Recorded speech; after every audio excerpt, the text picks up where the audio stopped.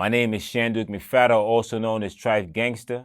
I'm one of the first generation leaders of the Gangster Killer Bloods. This is how crime works. New York is just broken up into pockets and it's diverse. If you're wearing certain colors in certain neighborhoods, it will bring attention to you, especially if you're a young black and brown male. Some of them don't care. They're going to run down. They're going to shoot your block up. They're going to shoot up a party, a barbecue. I've been able to stop people from shooting people because of my life experience, my incarceration experience.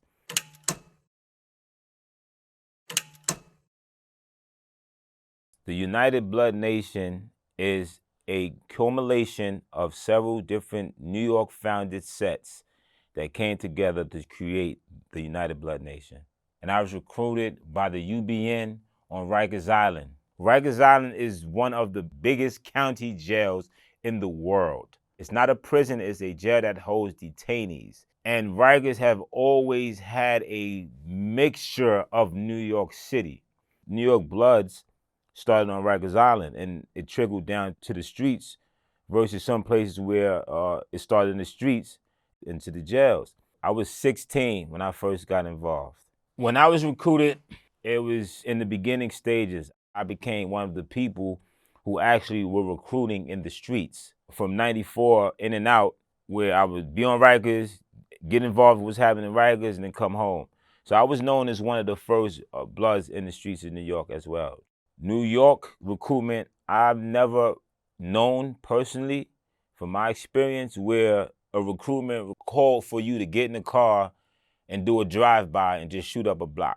Recruitment in New York City is definitely different from recruitment in LA and other states. You definitely have to have witnesses there. That's your oath being said in front of leadership, and you have to recite it in front of whoever the witnesses are. When G-Shine came about, GKB came about, it had a reason under the United Blood Nation. And the reason was the cleanup set. And the cleanup set job was to make sure that any set under United Blood Nation was following the rules, regulations, and protocol. So G-Shine, and D-Shine stands for Soldiers Honored and Networking Toward Elevation. It trickled down into other states, Georgia, Florida, it went worldwide.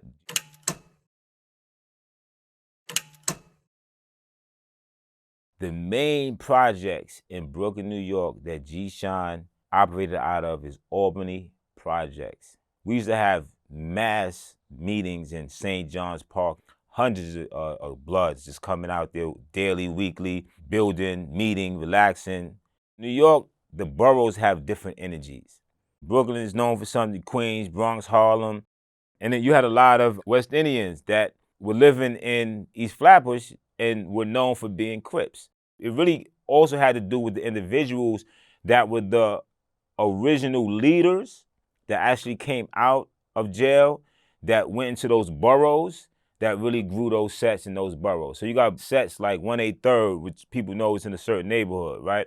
When I speak about Soundview, right, you know Soundview Bloods were a different type of bloods. So that's how New York is around gangs and sets.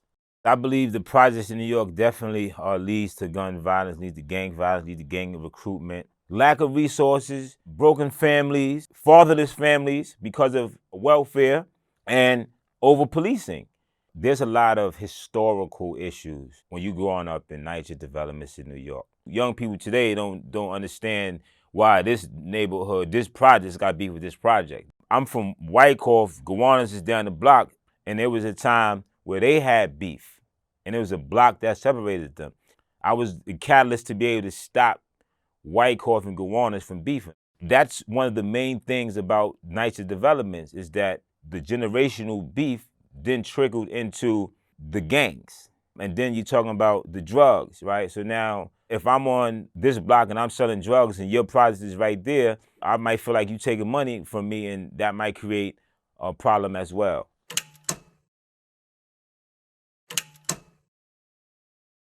If you are affiliated and somebody in your gang is selling drugs and you happen to be outside with them and they happen to be watching and they take a picture of y'all outside. That's how they get a lot of gang members in RICO cases, just off of conspiracy. You had a conversation with this person about drugs, you're affiliated, you're guilty of conspiracy. There are a lot of people who are affiliated that have never committed a crime, affiliated and respected, but they're straight businessmen and or women. So yeah, they definitely invested in a legal business. Before I touched the drug, I was a stick-up kid. No father, grew up in the projects, mom's getting food stamps. After coming from foster care, I became a product of my environment. And it was easier just to take the gun and go rob somebody. Before the gun, it was strong arm robbery. I'm a 78 baby, so I grew up in the 80s, 90s, and that's when you really had an overrun of crack cocaine in our neighborhoods. And I feel like that attributes to a lot of mental health issues as well, right? Nobody really talks about the fatherless crack baby and what they've experienced in life and where they at and what decisions they're making in life. I came out of prison and it wasn't no job opportunities. I worked and I sold drugs.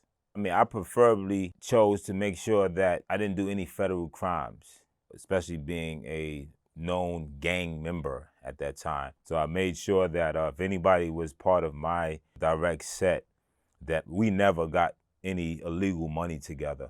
From dark to sun up, and there was 2-3 days straight I ain't get no sleep because I wanted every dime that came through.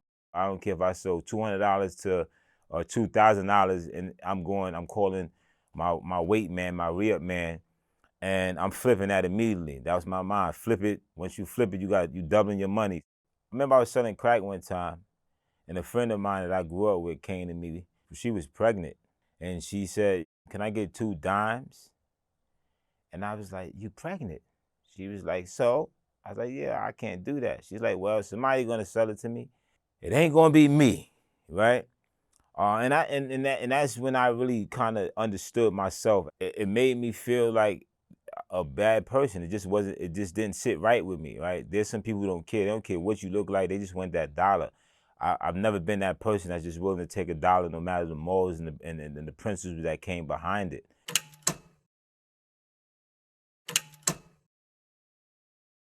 You got a gentleman by the name of OG Mac, who allegedly went to the West Coast, learned about the Bloods on the West Coast, and came back and introduced it 31 years ago, July 16, 1993. That's why you got Nine Trey, because it was created in 93. It wasn't, we're going to kill Crips, like what y'all were doing in the West Coast. It was, we're going to protect blacks from being oppressed. We're going to stop oppression on Rikers. Originally, when you first became Blood, there was the way of identification. Like all the Bloods used to get dog paws burnt onto your arms. You could identify a Blood by just seeing that they had their burns, their dog paws in their arm. So that's an example of something that hasn't happened in many, many years.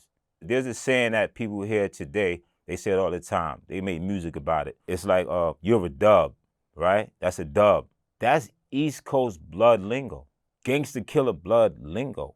That started from a code that said 00 banger, right? And that code meant no good. So that's an example of some of the lingo that has become part of urban music, urban society right now.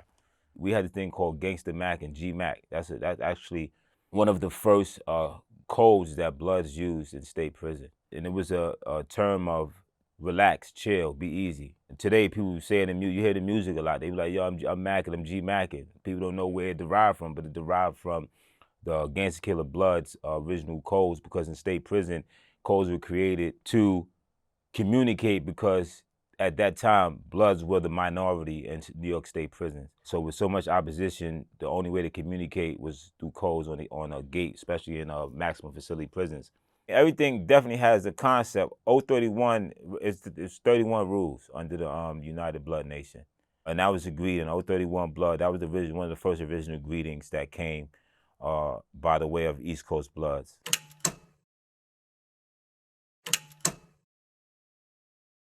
Gang culture definitely became more popular through music. Like Boys in the Hood, right? That was actually gang culture. You know it and you pay attention. You see Ricky getting shot and you see the homies in the red car, and that was gang culture. Snoop promoted the heck out of gang culture. He was at the Super Bowl, Crip walking. he's accepted, right? Gang culture. I give it to Jim Jones for the New York level of notoriety on the music level. Nobody did it like him in Dipset. Everybody knew Dipset was blood. And Dipset was one of the major labels out of New York City, pushed great music that everybody was rocking to. And it's stuff like that that made a lot of people want to become Nine Trey. When you understand the cliques, the crews, and everything else that's happening, you understand the music, you understand what's causing, you understand drill music. That's one of the main catalysts for the driving of violence in New York City right now. The music is something that they're now starting to utilize to talk about opposition, because now people want views based off of YouTube and everything else. So the violence definitely has went up based on the last few years of what music has been offering to our community. When we were coming up, first generation, we weren't talking about what we represent in music. We weren't talking about it on the internet. We were always low key about what we represented. If you're somebody who's looking to just live your life and protect yourself, you're not out there living that lifestyle of, hey, I'm a gangster, I'll shoot you, I shot your friend. We didn't come from that. We've always had a fear of dealing with law enforcement, dealing with the FBI. But as you look at the young generation today, if you look at the transition of the internet and the notoriety from views, you might get on this track. You feel like you can get on by talking about your opposition and who you shot, and now they have no choice but to respond because you done told them, hey, listen to this song, your man got shot, I'm telling you in this song that it was me. So now your opposition know who they gunning for, and that's what I see was happening today. My younger brother was killed because of music and internet stuff. It was all over the news. It's a rapper by the name of Troy Ave. Got into a beef with a podcaster by the name of Tax Stone.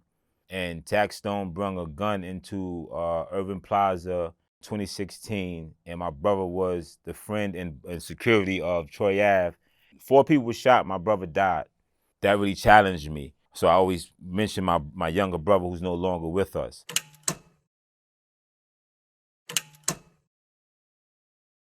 Gang violence in the recent years have definitely increased in New York. Gang wars are different for us in New York. Our wars started inside of jail. When you look at the California gang banging mindset, New York didn't have a gang banging concept. So we didn't just come outside and have to worry about a group just coming down and just shooting at us. It started in jail, and it was about stopping oppression. So now, what trickled in the streets came because you had Crips that came to New York, and then there was a misunderstanding of what Bloods were representing in New York when the Crips came to New York, and that started Blood and Crip wars, but it wasn't something that New York has focused on, just territorial wars and stuff like that. I wasn't somebody who automatically just went into gang wars, shooting up blocks because somebody was a Crip or another gang. You might have heard of Woos and Choos, and rest in peace to Pop Smoke. He's one of the most famous Woos, right? The Woos and Choos operate within different areas of East Flatbush, Brooklyn in general. Different cliques or crews or gangs that were either Bloods and Crips, Gangster Disciples, based on whoever had a relationship in those neighborhoods that sat down and said, yo, we got beef with the same individuals. We might as well strengthen ourselves and come together, get money together, and deal with whatever opposition that comes our way, right? So these are homegrown. These were not prison-grown affiliations. These are street-created cliques and crews. New York City, as far as weapons, we've never been a switch type of assault rifle type of community. You got 9mm, 40s, 357s. Dudes are putting work on you with a 22, right? It's accessibility. You had to be that person to have one, to have connections to it. It's always predominantly been concealable weapons. You run around in a car with a assault rifle, okay, you might shoot up a neighborhood, but that's not something that happening on a regular basis in New York. My first legit gun was a MAC-10. And I don't know how I got there, but I know that it was nothing for me to be able to have access to that MAC-10.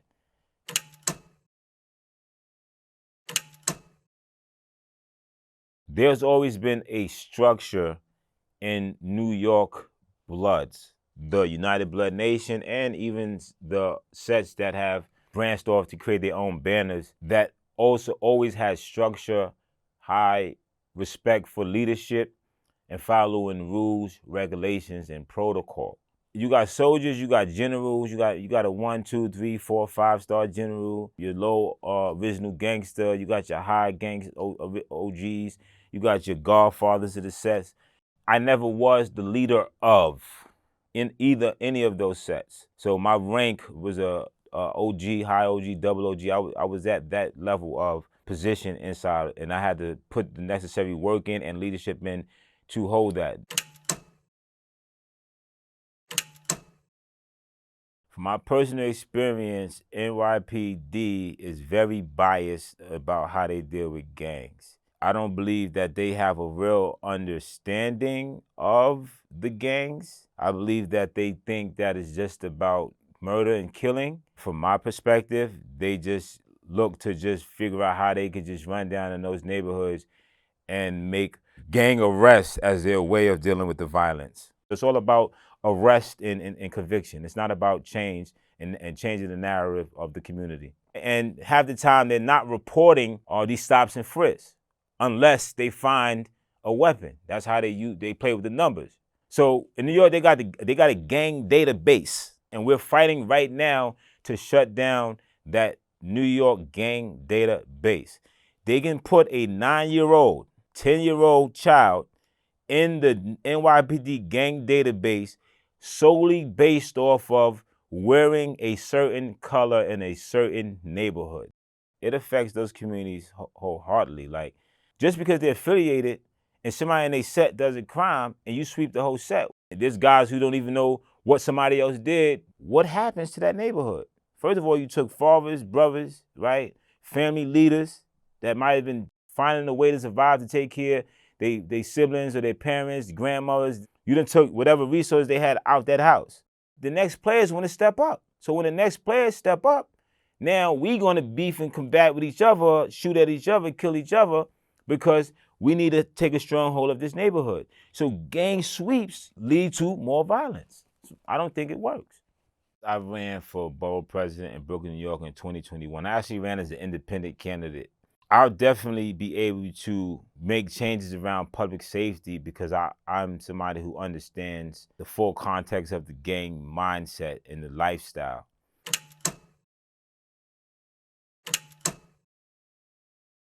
The first time walking to Rikers Island, I remember I was very, very young, of course 16, and I got beat up by the correctional officers my first time at Rikers. They beat me right on up and took me to my housing area. I had a black eye and everything. And I remember going to the housing area and guys saw me with a black eye and they came up to me and they was like, yo, let me get your sneakers. Let me get them Timbs, let me get those pants. You're not getting none of this. So they like, you a tough guy. When we come, everybody determined, you're always a tough guy.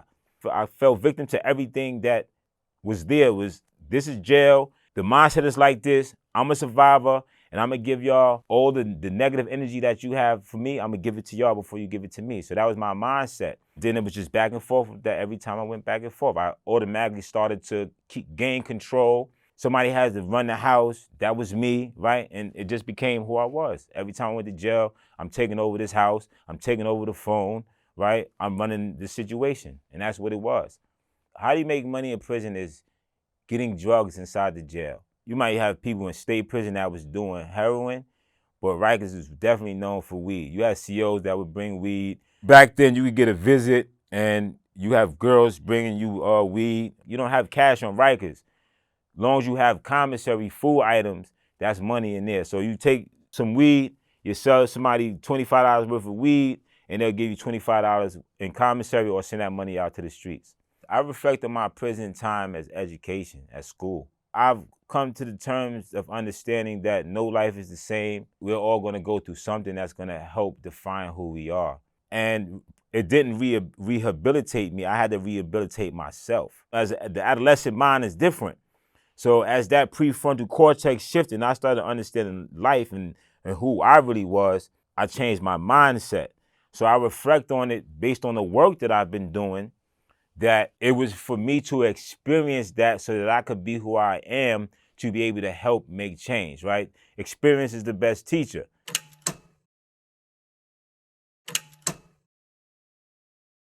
When did you decide that you wanted to leave the gang? Upon my last incarceration, 2005, 2008, I ended up doing my last bid for 3 years. I was convicted of attempt criminal possession of a weapon. That changed my way of thinking, and my lifestyle shift happened while incarcerated. And I thought about my past of recidivism, in and out, in and out. And so I came home from my first bid. I started working. I was actually doing a security job, and I got fired because somebody else who was a felon, he was working with the same security company I was working for, and they found out that this was hiring felons to do security, and they had to fire people like me. And every time I went in and came out, I went back to the same neighborhood, to the same lack of opportunities. The opportunities that was open to me was criminal activities, drug dealing, hustling. I decided that I had to do something different. I had to stop that cycle the best way I could. March 20, 2012, I founded GMAC in Brooklyn, New York. Gangsters making astronomical community changes. And our goal was to focus on violence prevention, interrupting the transmission of violence, getting in the middle of conflicts, using street smarts to be the liaison between those who are at conflict in our community. GMAC was credited for a 30% decrease in gun violence in the neighborhood in East Flatbush, Brooklyn, that we were providing these services to. We had to find the violence to be able to de-escalate that violence. And once we picked that catchment area, it took about 2 years or so, and we were able to bring down the shootings. My book is Two-Way Mirror, Trife Gangster versus Shanduke McPhatter.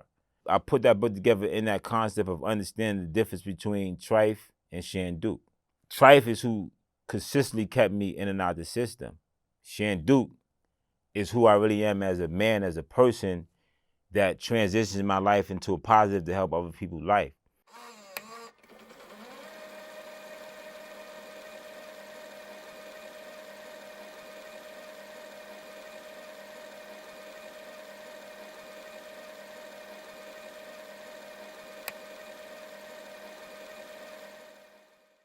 Hi, I'm a producer on How Crime Works. If you enjoyed this video, then please subscribe and comment below with more ideas of topics you'd like us to cover in this series.